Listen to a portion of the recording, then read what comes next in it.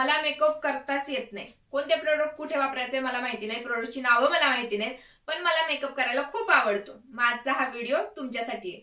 आजच्या या व्हिडिओमध्ये मेकअप विषयी संपूर्ण माहिती मी तुम्हाला देणार आहे. कोणते प्रोडक्ट कुठे वापरायचे, ते वापरल्यानंतर त्याचा काय फायदा होणार आहे, प्रोडक्टची नावं काय आहेत, डिटेल ट्युटोरियल मी तुम्हाला देणार आहे. आता हाच मेकअप तुम्ही पार्लरमध्ये करायला गेला, 1000, 2000, 3000 एवढे पैसे तुम्हाला मोजावे लागणार, कारण प्रत्येक एरियानुसार मेकअपचे प्राइजेस ठरलेले असतात. तर एवढे पैसे देऊन तुम्ही एका कार्यक्रमाचा मेकअप करून येणार.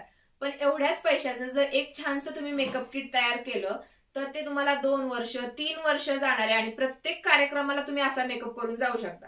पण त्यासाठी ही व्हिडिओ तुम्हाला शेवटपर्यंत बघावी लागणार आहे. आणि ही व्हिडिओ बघितल्यानंतर माझी तुम्हाला गॅरंटी आहे की हे सगळे प्रोडक्ट तुमच्याकडे असले आरामात तुम्ही तुमचा HD मेकअप घरच्या घरी करू शकता. नमस्कार मंडळी, मी आहे ऐश्वर्या आणि आपल्या युट्यूब चॅनलमध्ये तुम्हा सगळ्यांचं स्वागत आहे. मेकअप सुरू करण्याआधी स्किनला प्रेप करून घेणं सगळ्यात जास्त गरजेचं आहे. आता प्रेप करून घेणं म्हणजे काय, तर स्किनवरती व्यवस्थित मॉइश्चरायझर अप्लाय करून घेणं. आता थंडीचे दिवस आहेत, थंडीच्या दिवसांमध्ये स्किन आपली थोडीशी ड्राय झालेली असते, त्यामुळे थोडंसं हेवी मॉइश्चरायझर या दिवसांमध्ये आपल्याला यूज करायचंय. मॉइश्चरायझर अप्लाय केल्यामुळे काय होतं, आपली स्किन मस्त हायड्रेटेड होते, प्लम्प होते आणि त्यामुळे छान आपला मेकअप दिसतो, हायड्रेटेड दिसतो, ग्लोई मेकअप दिसतो आपला. जे मॉइश्चरायझर तुम्ही डेली यूज साठी तुमचं वापरता तेच मॉइश्चरायझर तुम्ही इथे वापरून घेतलं तरी चालू शकतं. फक्त आपली स्किन व्यवस्थित याने हायड्रेटेड झाली पाहिजे. आता यानंतर आपल्याला वापरायचंय प्रायमर. आता प्रायमर साठी मी इथे वापरते इंडल्जियाचं रोज गोल्ड ऑइल. प्रायमर स्किनवरती अप्लाय केल्यामुळे स्किन आपली आणखी थोडी हायड्रेटेड होते, थोडासा सॉफ्ट सरफेस भेटतो मेकअप करण्यासाठी आणि मेकअप लॉंग लास्टिंग होतो, फ्लोलेस दिसतो. पण जर तुमच्याकडे एखादं प्रायमर नसेल, तुम्ही ते स्किप केलं तरीही चालू शकतं. जर व्यवस्थित तुम्ही मॉइश्चरायझर तुमच्या स्किनवरती अप्लाय केलेलं असेल आणि त्यानंतर तुमचा मेकअप तुम्ही स्टार्ट केला तरीही चालू शकतं. पण प्रायमर खरेदी करताना एखादं चांगल्या क्वालिटीचं प्रायमर नेहमी वापरलं पाहिजे, कारण एखादं खराब प्रायमर तुम्ही वापरून त्यावरती मेकअप करण्यापेक्षा ते नाही वापरलेलं चांगलं आहे. त्यामुळे जर तुम्ही घेतलं चांगल्या क्वालिटीचं घ्या, नाही तर स्किप केलं तरीही चालू शकतं. आता हे जे इंडल्जियाचं रोज गोल्ड ऑइल आहे ते मॉइश्चरायझर प्रायमर दोन्हीचं काम करतं. आणखी थोडंसं मला हायड्रेशन देतं स्किनला, त्यामुळे हे माझं फेवरेट आहे. आणि थंडीच्या दिवसांमध्ये तर एकदम ग्लो येतो मेकअपला याने. हे प्रायमर अप्लाय केल्यानंतरही स्किन व्यवस्थित मसाज करून घ्यायचंय. जे प्रोडक्ट आपण स्किनवरती अप्लाय केलेत ते स्किन मध्ये आत ऍब्झॉर्ब होऊन द्यायचे आणि त्यानंतरच आपला मेकअप आपल्याला स्टार्ट करायचा आहे. डोळ्याच्या खालची जी स्किन असते ती खूप जास्त ड्राय असते. बाकी स्किनच्या तुलनेत आपल्या डोळ्याखालची स्किन थोडी ड्राय असते, त्यामुळे या ठिकाणी आपल्याला मॉइश्चरायझर आणि प्रायमर दोन्हीही व्यवस्थित अप्लाय करून घ्यायचे. जे मॉइश्चरायझर प्रायमर आपण वापरलेले स्किन मध्ये व्यवस्थित ऍब्झॉर्ब झालं, किंवा प्रायमर स्किन मध्ये ऍब्झॉर्ब नाही होणार आहे पण थोडंसं स्किन आपली मॅट वाटायला लागली ना, त्यानंतरच आपल्याला पुढचा मेकअप सुरू करायचा आहे. तर आता मेकअप सुरू करताना सगळ्यात पहिली गोष्ट आपल्याला वापरायची आहे कलर करेक्टर. कलर करेक्टर म्हणजे काय, तर कन्सिलरचा एक आपल्याला ऑरेंज कलर घ्यायचा आहे, तो म्हणजे कलर करेक्टर. आता हा करेक्टर जो आहे आपल्या चेहऱ्यावरती जिथे जिथे आपल्याला डाग वाटतात त्या ठिकाणी वापरायचा आहे. डोळ्याच्या खाली आपल्याला डार्क सर्कल असतील, बहुतेक जणांना डोळ्याच्या खाली डार्क सर्कलचा प्रॉब्लेम असतो, त्या ठिकाणी थोडंसं आपल्याला हे करेक्टर वापरून घ्यायचंय. खूप जास्त प्रमाणात हे प्रोडक्ट घ्यायचं नाही, थोड्या थोड्या प्रमाणात आपल्याला ते घ्यायचंय. बोटावरती घेतलं तरीही चालेल आणि अप्लाय करायचंय. नाकाच्या या ठिकाणी माझा थोडासा काळपट एक डाग आहे, या ठिकाणी मी थोडंसं अप्लाय करणार आहे. ओठांच्या कडेला जरी आपल्याला जाणवत नसेल, थोडासा काळपटपणा असतो, त्यामुळे ओठांच्या कडेला थोडंसं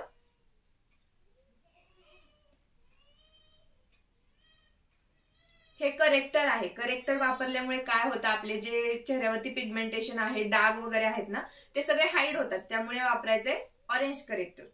कोणताही तुमचा कलर टोन असू दे, ऑरेंज करेक्टर तुमच्याकडे असला त्याने सगळ्यांचे पिगमेंटेशन हाईड होऊ शकतं. कपाळाच्या या ठिकाणीही थोडंसं काळपटपणा असतो आपल्या, त्या ठिकाणी आपल्याला थोडंसं हे करेक्टर वापरायचंय.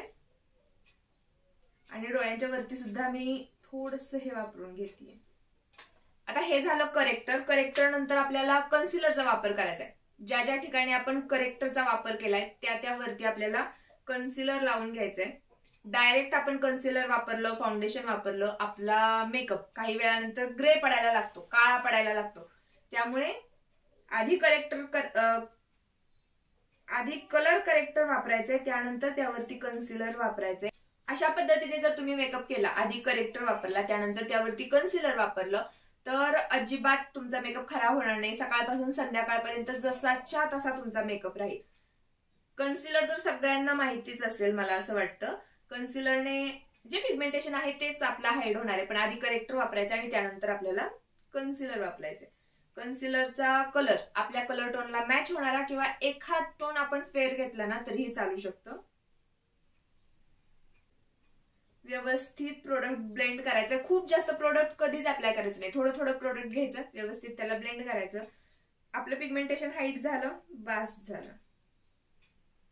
ज्या ज्या ठिकाणी मी करेक्टर वापरलाय त्या ठिकाणी मी इथे कन्सिलरचा वापर करून घेतेय.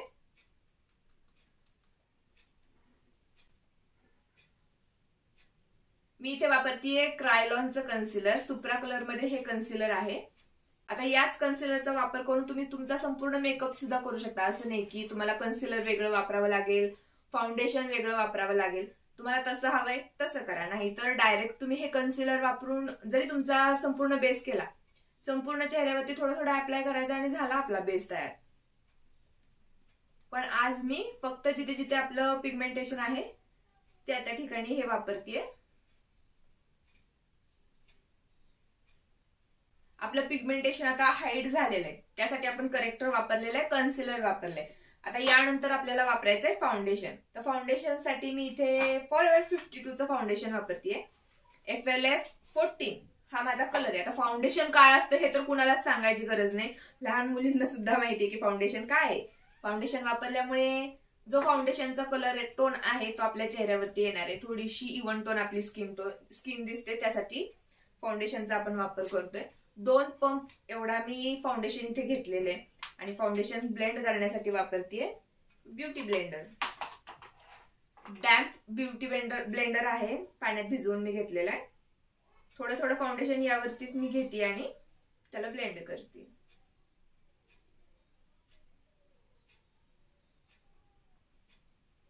आपल्या फाउंडेशनचं कव्हरेज किती आहे त्यावरती डिपेंड राहणार आहे की आपल्या चेहऱ्यावरती किती कव्हरेज येणार आहे.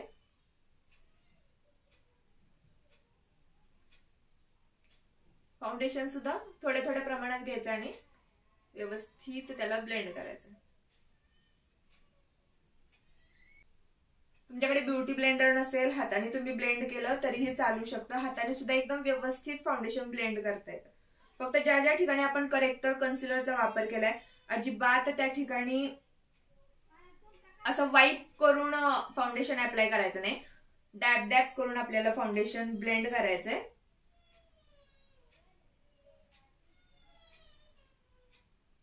डोळ्याच्या वरतीही मी व्यवस्थित फाउंडेशन लावलंय. कानाला फाउंडेशन आणि गळ्याला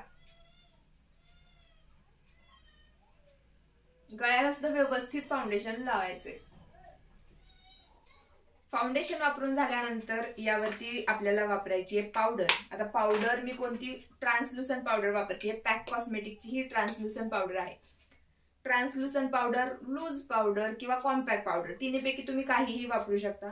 जी ट्रान्सलुसंट पावडर आहे त्यामध्ये कोणताही कलर नसतो. आपण स्किनवरती अप्लाय केल्यानंतर ती मेल्ट होऊन जाते आणि जो फाउंडेशनचा कलर आहे तो जशाच्या तसा राहतो.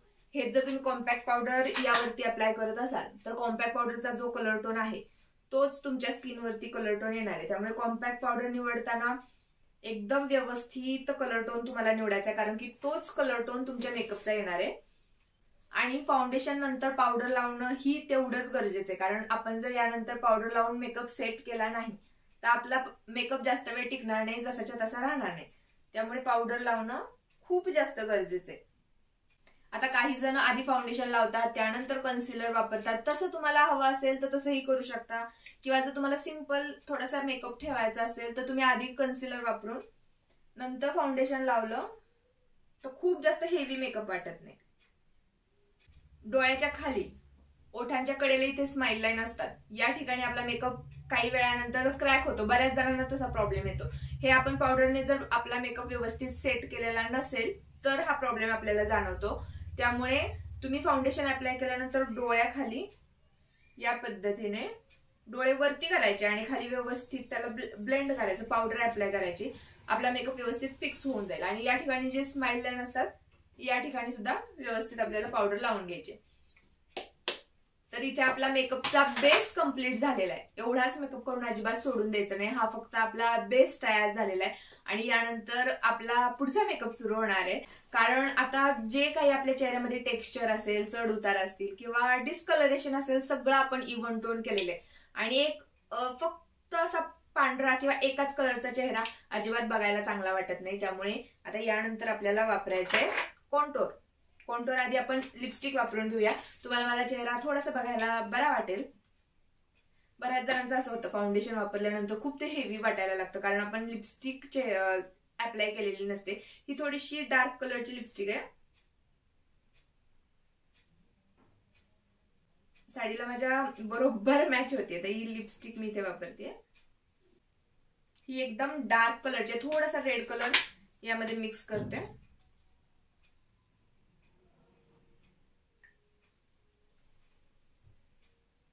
थोडासा ओम्ब्रे लुक येईल याने. ही झाली लिपस्टिक. आणि यानंतर आता आपण वापरूया कॉन्टोर. आता कॉन्टोर करण्यासाठी कोणतीही एक डार्क कलरची पावडर आपल्याकडे असावी लागते. क्रीम कॉन्टोर, पावडर कॉन्टोर कोणतंही तुम्ही घेऊ शकता. क्रीम कॉन्टोर जर तुम्ही घेतला असेल किंवा घेणार असाल तर पावडरने सेट करण्याआधी आपल्याला क्रीम कॉन्टोर वापरून घ्यावं लागतं. आणि पावडर कॉन्टोर जर असेल पावडरने सेट केल्यानंतर. आता आपल्या स्किन टोन नुसारच आपल्याला याचा कलर सिलेक्ट करायचा आहे. एखादी व्यक्ती खूप जास्त फेअर असेल, त्याला थोडासा ब्राऊन डार्क आपला कलर टोन असेल तर थोडीशी डार्क कलर, असा आपल्या कलरला कोणता कॉन्टोर पावडर सूट होणार आहे ते आपण चेक करून तीच परचेस करायची आहे. तर इथे मी घेतलेली आहे कॉन्टोर पावडर. आता याला ब्लेंड करण्यासाठी आपल्याला एक ब्रश लागणार आहे. इथे घ्यायचा आहे कॉन्टोर यावरती. आणि सगळ्यात पहिल्यांदा कॉन्टोर करतेय मी नाकावरती. नाकावरती कॉन्टोर केल्यानंतर माझ्या चेहऱ्यामध्ये फरक तुम्ही बघा. एकदम मस्त स्ट्रेट नाक दिसायला सुरुवात होते. आता खूप तुमचं सरळ नाक असेल तर मात्र इथे नाकाला कॉन्टोर करण्याची गरज नाही. पण जर तुम्हाला वाटत असेल थोडंसं सरळ दिसावं तर या पद्धतीने कॉन्टोर करू शकता. आता यानंतर आपल्याला इथे कॉन्टोर करायचंय. इथे कॉन्टोर केल्यामुळे थोडासा निमुळता चेहरा दिसतो. आता एखाद्याला इथे खूप जास्त गॅप असतो किंवा इथे खूप जास्त खड्डा असतो, त्यांनी इथे अजिबात कॉन्टोर करायचं नाही. आपल्या चेहऱ्याला जसं कॉन्टोर सूट होणार आहे ना त्या पद्धतीने तुम्ही ते करू शकता. एकदा तुम्ही करून बघितलं तुम्हाला समजेल की तुमच्या चेहऱ्याला कशा पद्धतीने कॉन्टोर सूट होते किंवा काय करावं लागेल. इथे आता उभं थोडंसं मी करणार आहे. या पद्धतीने केल्यामुळे सुद्धा चेहरा थोडासा उभा जाणवतो. जॉ लाईनला थोडंसं, ज्याने जॉ लाईन माझी अशी छानशी स्ट्रेट दिसेल.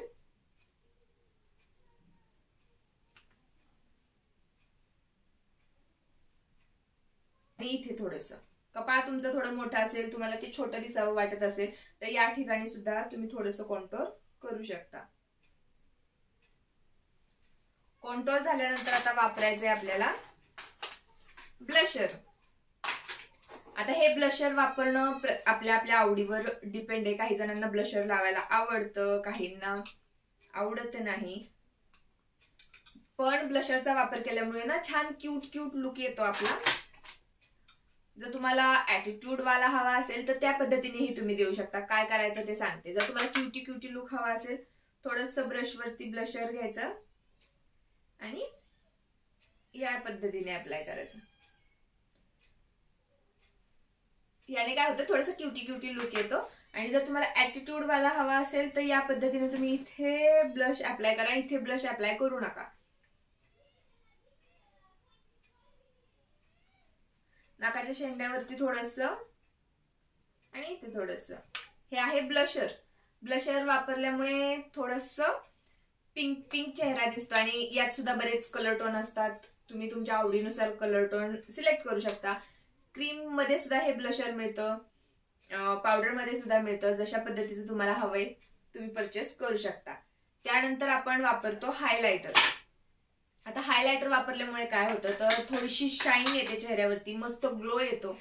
आपण मेकअप केलेला नसला आणि तुम्ही जर तुमचा चेहरा आरशात बघितला, नाकावरती, गालाच्या या भागावरती आपला चेहरा चमकतो.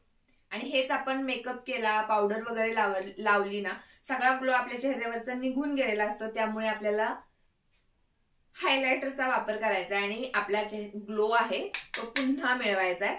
तर त्यासाठी नाकाच्या या भागावरती आपल्याला हायलायटर वापरायचं आहे. आणखी थोडं हायलायटर घ्यायचं, जे इथे हाड आपलं वरती आलेलं असतं ना, या ठिकाणी थोडंसं हायलायटर वापरायचंय. आणि हायलायटर नेहमी व्यवस्थित ब्लेंड करायचंय. जर आपण ते व्यवस्थित नाही ना ब्लेंड केलं, पावडर इफेक्ट येतो आणि आपला ग्लो जाऊ द्या ते वेगळंच काहीतरी दिसायला लागतं. त्यामुळे थोडं थोडं प्रोडक्ट घ्यायचं आणि व्यवस्थित त्याला ब्लेंड करायचं. ब्लेंड केल्यामुळे ना आपली स्किन चमकतीये असा फील येतो.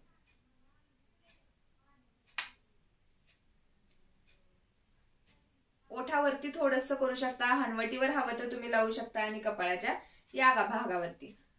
डोळ्यालाही आपण थोडंसं हायलायटर लावायचं, पण ते परत आपण लावूया. आता फक्त आपला डोळ्याचा मेकअप राहिलेला आहे. त्यासाठी मी इथे स्विस ब्युटीचं आय शॅडो पॅलेट घेतलेलं आहे. आता फक्त आपला डोळ्याचा मेकअप राहिलेला आहे, तर त्यासाठी मी इथे स्विस ब्युटीचं आय शॅडो पॅलेट घेतलेलं आहे. आय शॅडो वापरण्यासाठी हेवी नाही, पण थोडंसं आय शॅडो मी इथे यूज करणार आहे. आणि आय शॅडो बोटानेच मी थोडंसं घेतेय. स्विस ब्युटीचं हे पॅलेट आहे आणि अप्लाय करते. जरी तुम्हाला आवडत नसेल ना आय शॅडो वापरायला, एखादा लाईट कलर जो वापरल्यानंतर असं वाटणार नाही की आय शॅडो तुम्ही वापरले, असा कलर घ्या आणि अप्लाय करा. ते अजिबात असं जाणवून येणार नाही की तुम्ही आय शॅडो वापरलंय, पण छान असं तुमच्या डोळ्यांना लुक येईल. एकदम नॅचरल डोळे वाटतील असंच आय शॅडो मी इथे वापरतीये. जे आय शॅडो मी इथे वरती डोळ्यांना वापरले तेच थोडंसं बोटावर घेऊन डोळ्यांच्या खालीही अप्लाय करणार आहे. यामुळे अजिबात असे पॅची आपले डोळे वाटत नाहीत किंवा वरती आपण अप्लाय काहीतरी केलंय असं अजिबात वाटत नाही. हे सुद्धा व्यवस्थित ब्लेंड करायचंय. ब्रशचा तुम्ही वापर नाही केला तरी चालेल. एखादं छोटंसं आय शॅडो पॅलेट घ्या आणि त्याचा तुम्ही वापर करू शकता. आयब्रो आपण फिल करून घेऊयात. आयब्रो फिल करण्यासाठी याच आय शॅडो पॅलेटचा मी वापर करते. अजिबात मी पेन्सिलचा वगैरे वापर करत नाही, कारण खूप जास्त डार्क कलर आपण ब्लॅक वगैरे आयब्रो मध्ये वापरला त्या आयब्रो एकदम हेवी वाटतात. आपण त्यामध्ये काहीतरी वापरले असं जाणवून येतं. त्यामुळे पावडर जो आय शॅडो आहे डार्क कलरचा, ब्राऊन कलरचा, तोच मी इथे घेणार आहे. त्यासाठी माझ्याकडे अशा पद्धतीचा एक ब्रश आहे आणि याने ते मी व्यवस्थित अप्लाय करणार आहे. जिथे जिथे मला थोडीशी पातळ वाटते माझ्या आयब्रो त्या ठिकाणी मी हे वापरून घेते. माझ्या आयब्रो तशा तर एकदम हेवी आहेतच, पण तरी सुद्धा थोडस त्याला शेप देऊन घ्यायचा. आयब्रो फिल करून झाले. आता फक्त आपण आयलायनर आणि मस्कारा वापरून घेणार आहे. इथे मी घेतलेलं आहे बायोटेकचं eyeliner. Gel liner, liquid liner आज मी घेतलेलं आहे. शक्यतो मी जेल लायनरचा वापर करते लायनर लावण्यासाठी, पण आज आहे लिक्विड लायनर. जर तुम्ही बिगिनर असाल, लायनर लावायला शिकत असाल, तर तुम्ही जेल लायनरचा वापर करा. एकदम पटकन ते लावता सुद्धा येतं. जर चुकलं तर ते पटकन पुसूनही टाकता येतं आणि एकदा ड्राय झालं तर ते खूप टाइम पर्यंत टिकतं. त्यामुळे जेल लायनरचा तुम्ही वापर करा. एकदम थिन लायनर मी इथे वापरून घेणार आहे.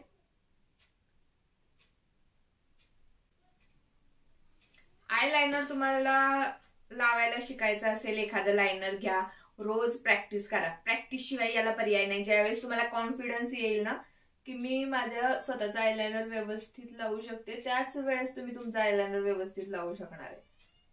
कोणाचं बघून आपल्याला आयलायनर लावता येत नाही.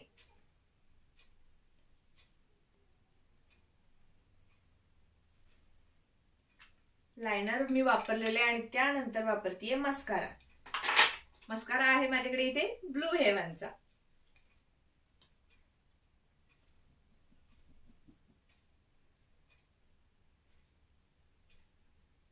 डोळे उघडेच ठेवायचे आणि या पद्धतीने आपल्याला मस्कारा आयलॅशला वापरून घ्यायचा आहे. मस्कारा वापरल्यामुळे काय होतं, एकदम हेवी आपल्या आयलॅश वाटतात आणि त्या उठून दिसतात. आणि ज्या आपल्या लोअर लॅश आहेत ना त्याला सुद्धा थोडंसं असं मस्कारा लावून घ्यायचा आहे.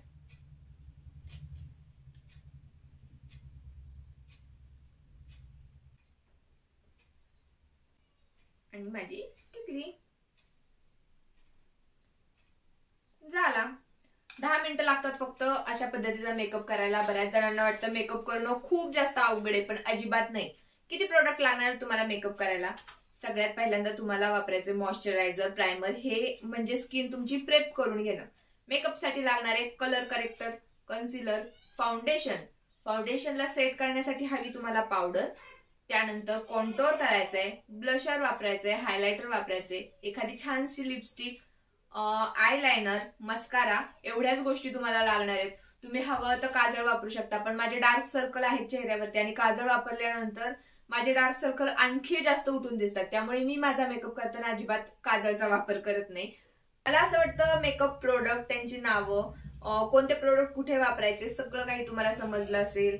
जरी तुम्हाला समजलं नसेल मला कमेंट करून विचारा, मी तिथे त्याचं उत्तर देईल. किंवा खूप मोठा प्रश्न वगैरे असेल, आपण यावरती नेक्स्ट आणखी एक व्हिडिओ बनवूयात जिथे तुमच्या प्रश्नांची उत्तरे मी तुम्हाला देईल. हा जो मेकअप मी तुम्हाला दाखवलाय संपूर्ण HD मेकअप आहे. HD मेकअप म्हणजे काय? हाय डेफिनेशन वाले प्रोडक्ट यूज केलेले असतात. मेकअप एकदम लॉंग लास्टिंग राहतो, जशाचा तसा राहतो. तुम्ही पार्लरमध्ये जरी हा मेकअप करायला गेला 2-3 हजार रुपये तुम्ही आरामात या मेकअप साठी देऊन येणार आहे. तुम्ही घरच्या घरी सुद्धा हा मेकअप करू शकता. फक्त तुमच्याकडे कॉन्फिडन्स असायला हवा की मी जे करतेय बरोबर आहे. माझी ही व्हिडिओ तुम्ही बघितली, तुम्हाला सगळ्या टेक्निक्स समजून जाणार आहेत. फक्त मी सांगितलेले हे 10 प्रोडक्ट तुमच्याकडे असले ना, तुम्ही आरामात तुमचा मस्त असा मेकअप करू शकता. फक्त काही ब्रश सुद्धा तुम्हाला त्यामध्ये ऍड करावे लागतील, कारण याशिवाय तुम्ही तुमचं ब्लशर, हायलायटर अप्लाय नाही करू शकणार. आणि जरी तुम्ही तुमचं मेकअप किट तयार करत असाल, असं काही नाही खूप जास्त रेंजचे किंवा महागडे प्रोडक्ट घेतले तरच चांगला मेकअप होणार आहे. तुम्ही रिव्ह्यू बघा, चांगले चांगले प्रोडक्ट कमी किमतीत सुद्धा मिळतात. असे प्रोडक्ट घेऊन तुम्ही तुमचं मेकअप किट तयार करू शकता. 2000-2500 हजारामध्ये एक छान असं तुमचं मेकअप किट तयार होऊ शकतं. आता एकदाच पार्लरमध्ये जाऊन एवढे पैसे देण्यापेक्षा एक मेकअप किट जर तुम्ही तयार करून ठेवला, 1 वर्ष, 2 वर्ष, 3 वर्ष ते आरामात तुम्हाला जाणार आहे. त्यामुळे नक्की तुम्ही तुमचा मेकअप करायला घरच्या घरी शिका. तुम्हाला हा माझा व्हिडिओ कसा वाटला मला कमेंट करून सांगा. व्हिडिओ आवडला असेल तर व्हिडिओला लाईक करायला विसरू नका. आपण आपल्या चॅनलवर lifestyle, makeup, shopping, DIY remedies अशा वेगवेगळ्या टॉपिक्सवरती नेहमीच व्हिडिओ घेऊन येत असतो. त्यामुळे या सगळ्या टॉपिकमध्ये तुम्ही इंटरेस्टेड असाल नक्की आपल्या चॅनलला सबस्क्राईब करा. चला तर मग पुन्हा भेटूया एक नवीन अशा छानशा टॉपिकमध्ये. तोपर्यंत tata, bye bye, love you.